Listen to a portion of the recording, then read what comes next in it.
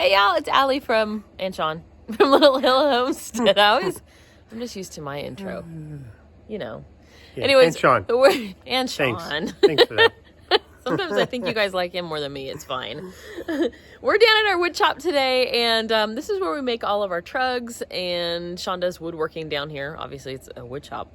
But we got a new toy that we kind of wanted to show you guys really quick. So I'm going to turn you guys around and show you what. All right, here's our wood shop, you guys. Real quick, we just have a basic wood shop setup. We're working on saving up some money to replace all of these plastic tables. But we were complaining in one of our recent videos, we have what down here in the south is called a pole barn. So if you look up here at the top, it's open and it gets really, really cold.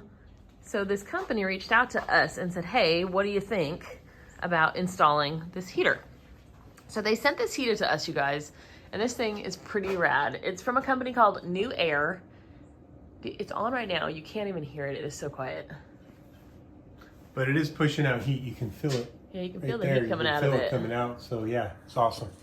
But we're down here a lot and it gets really, really cold. And this thing has been a lifesaver. So I was gonna have Shawn really quickly kind of tell you about this heater.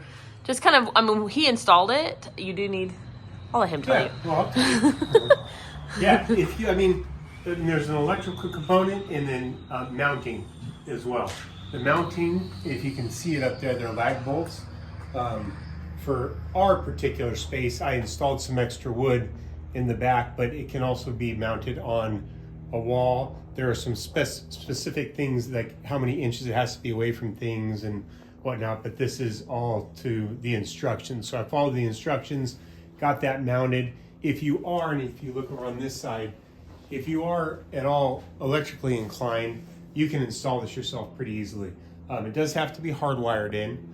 So I just ran a 10-2 wire from a junction box that I had right into the heater, plugged the wires in. It was pretty simple. So it's up and it's in, and it was pretty simple.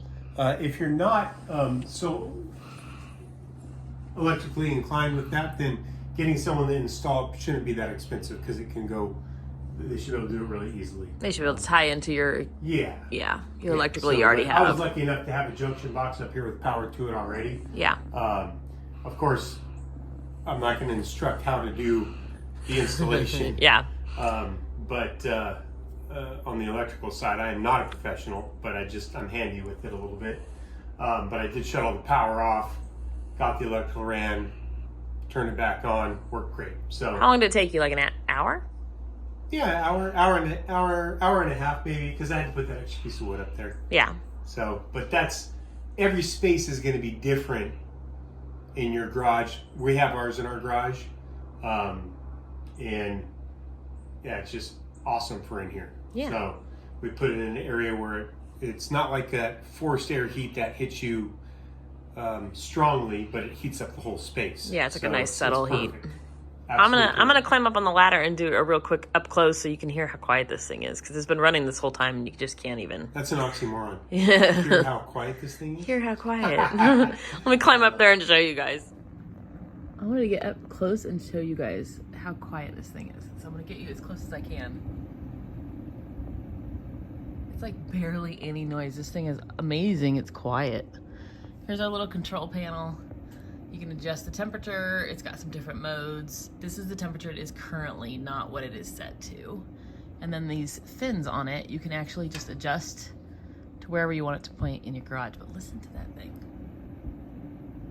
Amazing, right? It also does have brackets on the side right here. If you change this one, you can tip the whole unit to come down closer to you. Let me climb down. I'm standing on a ladder right now. So the whole unit, it'll tip the front. So if you want, the air to hit a little bit stronger, it will, but no noise. Like you can barely hear this thing. There it is. Pretty rad, right?